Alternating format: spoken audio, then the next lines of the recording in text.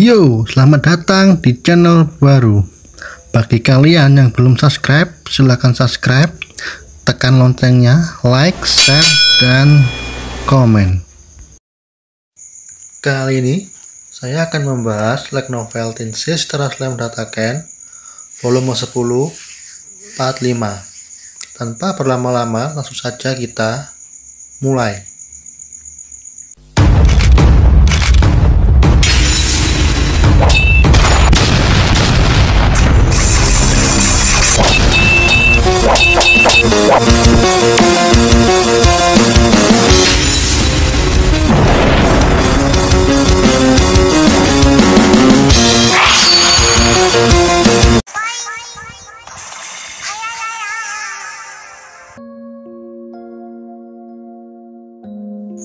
Glenda Atlee, mantan tentara bayaran yang cantik. Pistol yang dia simpan sejak dipanggil ke dunia Tensura. Pistol itu sudah menjadi bagian dari tubuhnya Glenda. Pistol yang digabungkan dengan unik skillnya sniper, tak ada seorang pun yang bisa menghentikannya. Unik skill sniper milik Glenda pada dasarnya mempunyai 3 kemampuan, yaitu Magic Sense, persepsi yang jauh melampaui normal, dan compute prediction, membaca, membiarkan memahami tindakan orang lain, room control.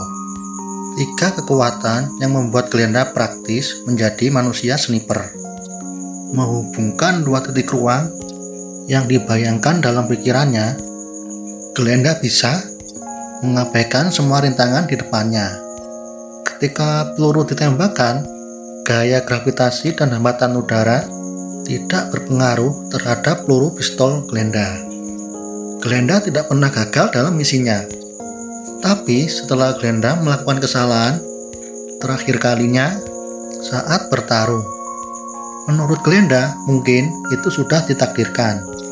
Pada waktu itu, Glenda bertarung melawan pria yang sangat kuat. Menurut Glenda, pria itu adalah monster dan kekuatannya berlebihan. Glenda menyadari sesuatu pada waktu itu. Menurut Glenda, pria yang dilawan pada waktu itu sangat berbahaya, yaitu Diablo, pria yang kebal terhadap peluru Glenda. Peluru normal, peluru sihir, tidak berguna sama sekali di hadapan Diablo. Glenda melarikan diri pada saat invasi kerajaan Falmouth. Insting Glenda mengatakan akan menjauh dari Diablo. Karena skill compute prediction Glenda tidak memperkirakan apa-apa selain kematian. Jadi Glenda lebih memilih berlari daripada mati. Kini Glenda lebih fokus pada misi kali ini daripada gelisah mikirin Diablo yang kekuatannya tidak masuk akal. Glenda fokus kepada target, panggilan Erlich. Target terkunci, peluru ditembakkan. Setelah peluru ditembakkan, wajah Glenda dipenuhi keterkejutan. Peluru yang harusnya bisa menembus kepala Pangeran Elric kini malah lenyap menghilang. Glenda bingung dan tak tahu apa yang terjadi. Menurut Glenda, ini pasti ulah Raja Iblis, bos dari iblis bajingan Diablo. Melihat misinya gagal, Glenda mencoba melarikan diri secepat mungkin. Belum sempat melarikan diri, Glenda mendengar suara yang berkata, "Kau memang meremehkan Rimuru Sama, dan aku tidak tertarik untuk memaafkan kamu." Glenda bertanya, "Kau siapa?" "Aku Zoe, agen setia Raja Iblis Rimuru." Glenda semakin panik mendengar bahwa Zoe bawaan dari Raja Iblis Rimuru. Dengan cepat Glenda melarikan diri, namun Zoe berhasil mengejarnya dan menghadang Glenda. Glenda berkata, "Jadi kau ingin bertarung denganku?" Tanpa ragu, Glenda menembak Zoe dengan peluru normalnya. Namun Zoe berhasil menghindari peluru itu. Melihat pelurunya gagal, Glenda mengeluarkan pisau dan menebas Zoe dengan gerakan yang lembut. Zoe masih terus menghindari serangan Glenda. Setelah itu, Zoe menyadari dan menanggapi Glenda sebagai ancaman. Glenda melancarkan serangan, tangan kiri menebas, tangan kanan menembak. Namun serangan itu masih belum berhasil. Pada pertarungan ini, Glenda menganggap Zoe adalah musuh terkuatnya yang pernah dia hadapi, kecuali Diablo.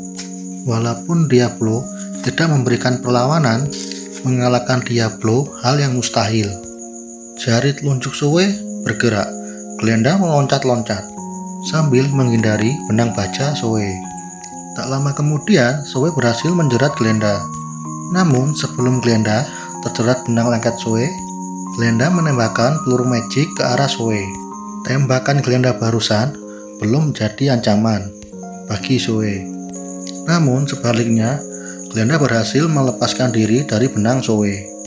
Glenda mengambil peluru dari bahu kanannya dan ditembakkan lagi ke arah Zoe.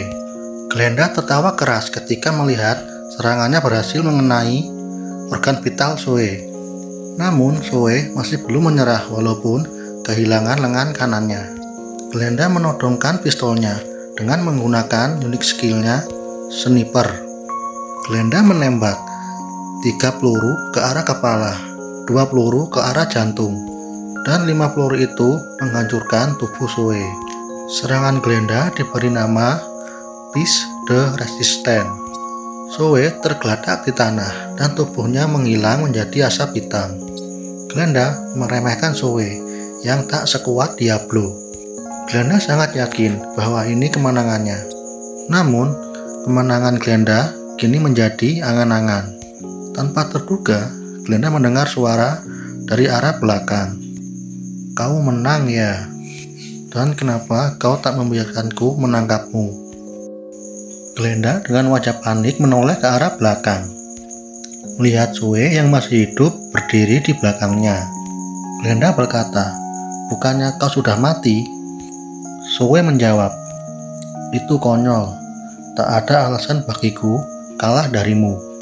Zoe membagi tubuhnya menjadi 4 bagian. Zoe mempunyai replikasi, namun replikasi itu tak sekuat tubuh Zoe yang asli. Zoe memuji Glenda, "Kau seharusnya bahagia karena bisa mengalahkan salah satu replikasiku." Glenda sangat kesal dan berteriak, "Jianco!" Dan disinilah pertahanan terakhir putus asa Glenda dimulai. Di sisi lain, perlihatkan di balkon yang menghadap ke taman. Ada seorang gadis cantik, anak laki-laki dan laki-laki tua, yaitu Mariabel, Yuki, dan Johann Rostea. Mariabel kesal dan kecewa karena gagal menyingkirkan Raja Iblis Rimuru di pertemuan Dewan Barat. Namun Mariabel masih belum menyerah. Mariabel berencana mengadu domba Inquisitor dan Raja Iblis Rimuru. Johann berkata, "Apa kau yakin itu hanya akan membuat Raja Iblis marah? Bukankah bekerja dengan Raja Iblis itu menjadi taruhan terbaik kita saat ini?" Mariabel menjawab, Tidak, itu tak akan berhasil. Itulah kenapa aku mengusulkan kepada kakek Granbel untuk melenyapkan Raja Iblis Rimuru. Disinilah Johann Rostea menyadari bahaya yang sebenarnya. Mungkin saat ini masih baik-baik saja, tapi di masa depan nanti. Tak lama kemudian, pasukan Blood Shadow melapor tentang kekalahan Glenda. Johann Mariabel tidak bisa menyembunyikan keterkejutannya bahwa Raja Iblis Rimuru menangkap Glenda. Mariabel sangat tidak percaya bahwa rubah licik itu tertangkap. Mariabel pusing, sudah tak tahan lagi. Mariabel akan memasang jebakan untuk menjebak Raja Iblis Rimuru. Yuki bertanya, "Jebakan macam apa itu?" Mariabel menjawab, "Orang-orangmu merencanakan ekspedisi reruntuhan kan? Dengan Raja Iblis Rimuru. Aku akan memasang jebakan di sana." Menurut Yuki, itu bukan ide yang bagus, karena di sana juga ada Raja Iblis Milim yang bergabung dengan mereka. Namun, insting Mariabel sudah bulat. Mariabel bertanya, "Yuki, apa kau tak tahu cara untuk mencegah Raja Iblis Milim ikut?" Yuki menjawab, "Kalau kita mencegah Raja Iblis Milim ikut, mereka pasti akan curiga." "Begitu ya. Kalau begitu, kita sekalian menyingkirkan Raja Iblis Milim." "Hah?" Mendengar itu, Yuki bingung dan bertanya-tanya. Dan Johan pun berdiri dari kursinya, melenyapkan dua Raja Iblis sekaligus. "Apa kau sudah gila, Mariabel?" Namun, Mariabel tersenyum dan percaya diri. Mariabel meminta Yuki melakukan sesuatu pada sarang naga itu. Menurut Yuki, naga itu sangat jahat dan aku tidak bisa mengendalikannya. Mariabel berkata, "Itu bukan masalah. Lagian, naga itu milik Raja Iblis Milim. Kau tak perlu khawatir, fokuslah untuk mengalahkan Raja Iblis Rimuru." Yuki pun tak bisa menolak perintah Mariabel. Pada akhirnya, Yuki tunduk juga kepada Mariabel. Di sisi lain, Rimuru memutuskan untuk pergi ke kafe sambil menunggu laporan dari Zoe. Setelah pertemuan Dewan Barat, melihat kejadian ini, Rimuru bernafas lega. Karena yang dibawa bukan Diablo dan Sion. Zoe memberi laporan bahwa pembunuh itu sudah saya tangkap dan namanya Glenda. Glenda tidak menyebut dirinya dan laporan lain tentang dirinya.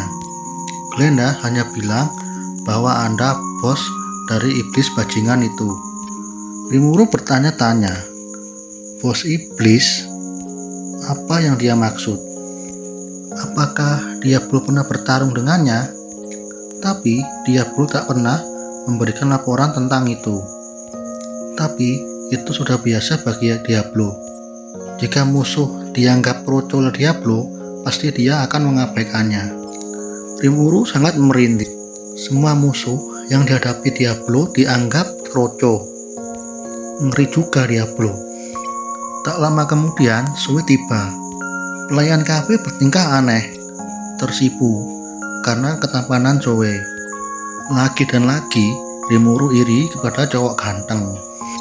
Dalam hati, Rimuru ingin berteriak, "Jancuk, bahkan aku tak punya kelamin."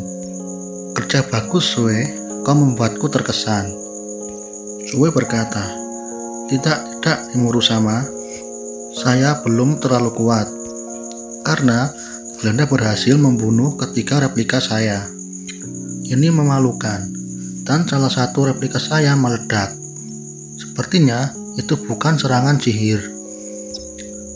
Rafael melapor. Subjek Glenda kekuatannya mirip dengan materialis weapon yang memungkinkan mewujudkan hal-hal dalam ingatannya. Jadi, Glenda bukan hanya penembak jitu, dia punya itu.